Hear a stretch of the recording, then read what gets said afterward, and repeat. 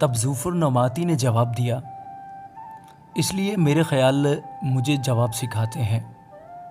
اصل جلد بازی کی وجہ سے جو مجھ میں ہے، میں نے وہ جھڑکی سن لی جو مجھے شرمندہ کرتی ہے، اور میری عقل کی روح مجھے جواب دیتی ہے، کیا تو قدیم زمانہ کی یہ بات نہیں جانتا جب سے انسان زمین پر بسایا گیا کہ شریروں کی فتح چند روزہ ہے اور بے دینوں کی خوشی دم بھر کی ہے؟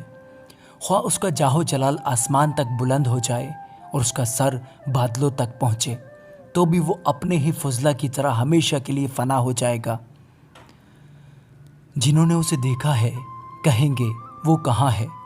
وہ خواب کی طرح اڑ جائے گا اور پھر نہ ملے گا، بلکہ وہ رات کی رویا کی طرح دور کر دیا جائے گا۔ جس آنکھ نے اسے دیکھا وہ اسے پھر نہ دیکھے گی، نہ اس کا مکان اسے پھر کبھی دیکھے گا۔ اس کی اولاد غریبوں کی خوشامد کرے گی اور اسی کے ہاتھ اس کی دولت کو واپس دیں گے۔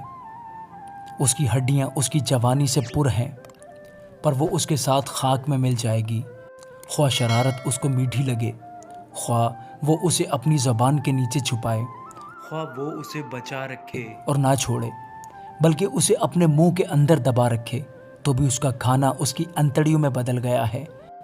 وہ اس کے اندر افی کا زہر ہے، وہ دولت کو نگل گیا ہے، پر وہ اسے پھر اگلے گا، خدا اسے اس کے پیٹ سے باہر نکال دے گا۔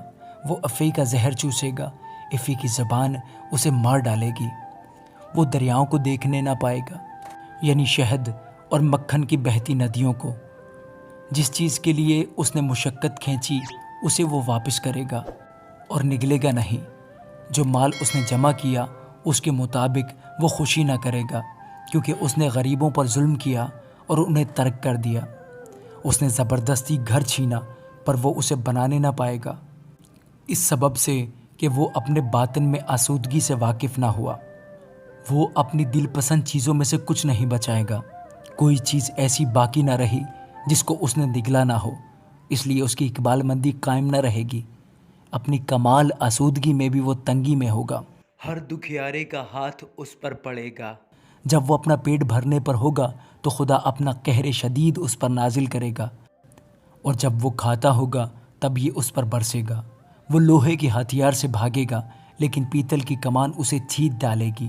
وہ تیر نکالے گا اور وہ اس کے جسم سے باہر آئے گا، اس کی چمکتی نوک اس کے پتے سے نکلے گی۔ دہشت اس پر چھائی ہوئی ہے، ساری تاریکی اس کے خزانوں کے لیے رکھی ہوئی ہے۔ وہ آگ جو کسی انسان کی سلگھائی ہوئی نہیں اسے کھا جائے گی، وہ اسے جو اس کے ڈیرے میں بچا ہوا ہوگا بھسم کر دے گی۔ آسمان اس کی بدی کو ظاہر کر دے گا اور زمین اس کے خلاف کھڑی ہو جائے گی۔ اس کے گھر کی بڑھتی جاتی رہے گی، خدا کے غضب کے دن اس کا مال جاتا رہے گا۔ خدا کی طرف سے شریر آدمی کا حصہ اور اس کے لیے خدا کی مقرر کی ہوئی میراث یہی ہے۔ آمین۔